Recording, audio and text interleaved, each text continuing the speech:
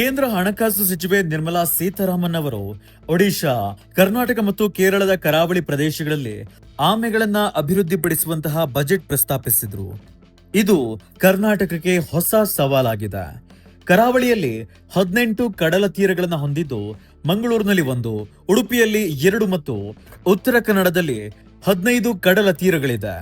ಕರ್ನಾಟಕದಾದ್ಯಂತ olive Ridley ಆಮೆಗಳ ಬಗ್ಗೆ ಕೆಲಸ ಮಾಡುವಂತಹ ಅರಣ್ಯ ಇಲಾಖೆ ಹಾಗೂ ತಜ್ಞರು ಗುರುತಿಸಿ ದಾಖಲಿಸಿದ್ದಾರೆ. ಈ ಆಮೆಗಳು ಹೆಚ್ಚಾಗಿ ಒಡಿಶಾದ ತೀರಗಳಲ್ಲಿ ಮೊಟ್ಟೆ ಇಡ್ತವೆ. ಆದ್ರೆ ಇತ್ತೀಚಿನ ದಿನಗಳಲ್ಲಿ ಗೋವಾ ಮತ್ತು ಕರ್ನಾಟಕದ ಕರಾವಳಿಯಲ್ಲೂ ಹಾಗೂ ಮಹಾರಾಷ್ಟ್ರದಲ್ಲೂ ಕೂಡ ಹೆಚ್ಚಿನ ಸಂಖ್ಯೆಯಲ್ಲಿ ಮೊಟ್ಟೆಗಳನ್ನ ಇಟ್ಟಿವೆ. ಈ ಎಲ್ಲಾ ಸ್ಥಳಗಳಲ್ಲಿ ಫೆಬ್ರವರಿ, ಏಪ್ರಿಲ್ನಲ್ಲಿ ಮೊಟ್ಟೆ ಇಡುವ ಋತುವು ಒಂದೇ ಆಗಿರುತ್ತೆ. ಕಡಲ ತೀರಗಳಲ್ಲಿ ಪ್ರವಾಸೋದ್ಯಮವನ್ನ ನಿರ್ಬಂಧಿಸಲಾಗಿಲ್ಲವಾದ್ರೂ ಕೂಡ ಗೂಡು ಕಟ್ಟುವ ಸ್ಥಳಗಳನ್ನ ಪ್ರವಾಸಿಗರಿಂದ ದೂರವಿಡೋದಕ್ಕೆ ಅರಣ್ಯ ಇಲಾಖೆಯ ಅಧಿಕಾರಿಗಳು ಪ್ರಯತ್ನಿಸುತ್ತಿದ್ದಾರೆ. ಈ ಆಮೆಗಳು ತಡರಾತ್ರಿಯಲ್ಲಿ ಮೊಟ್ಟೆ ಇಡ್ತವೆ. ಕುಂದಾಪುರದ ಕರಾವಳಿಯ ಕಡಲ ತೀರಗಳಲ್ಲಿ ಕೆಲವು ಭಾಗಗಳಲ್ಲಿ ಅಳಿವಿನಂಚಿನಲ್ಲಿರುವಂತಹ ಆಲಿವ್ ರಿಡ್ಲಿ ಆಮೆಗಳು ಮೊಟ್ಟೆ ಇಡೋದಕ್ಕೆ ಬರ್ತವೆ. ಆಮೆ ಮೊಟ್ಟೆಗಳನ್ನ ರಕ್ಷಿಸುವುದಕ್ಕೆ ಕಡಲ ತೀರಗಳಲ್ಲಿ ವಿಶೇಷ ಆವರಣಗಳನ್ನು ಕೂಡ ಸಿದ್ಧಪಡಿಸಲಾಗಿದೆ. ಕಾವು ಕೊಡುವಂತಹ ಸಮಯದಲ್ಲಿ ಮಾನವರಿಂದ ಉಂಟಾಗುವಂತಹ ತೊಂದರೆಯನ್ನ ಕಡಿಮೆ ಮಾಡೋದಕ್ಕೆ ಈ ಆವರಣಗಳು ಸಹಾಯ ಮಾಡುತ್ತೆ.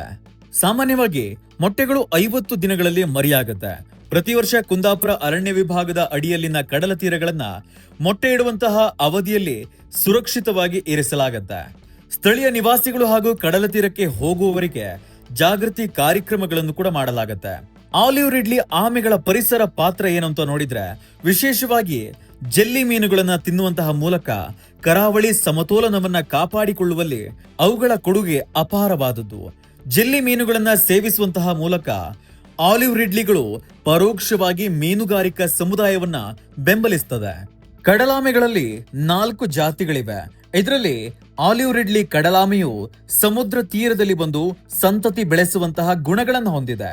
ಆಲಿವ್ ರಿಡ್ಲಿಯು ಅರಬ್ಬಿ ಸಮುದ್ರದಲ್ಲಿದ್ದು ತನ್ನ ಸಂತತಿಯನ್ನ ಬೆಳೆಸುವುದಕ್ಕೆ ಕಡಲ ತೀರಕ್ಕೆ ಬರ್ತವೆ. ಇನ್ನು ಕುಂದಾಪುರದ ಕೋಡಿ ಬೀಚ್ ಪ್ರದೇಶದಲ್ಲೂ ಕೂಡ ಆವರಣಗಳನ್ನ ಸಿದ್ಧಪಡಿಸಲಾಗಿದೆ.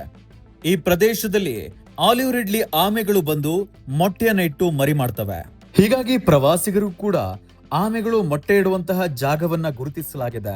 ಆ ಪ್ರದೇಶಕ್ಕೆ ತೆರಳದೆ ಅದರ ಸಂತಾನೋತ್ಪತ್ತಿಗೆ ನೆರವಾಗಬೇಕಿದೆ.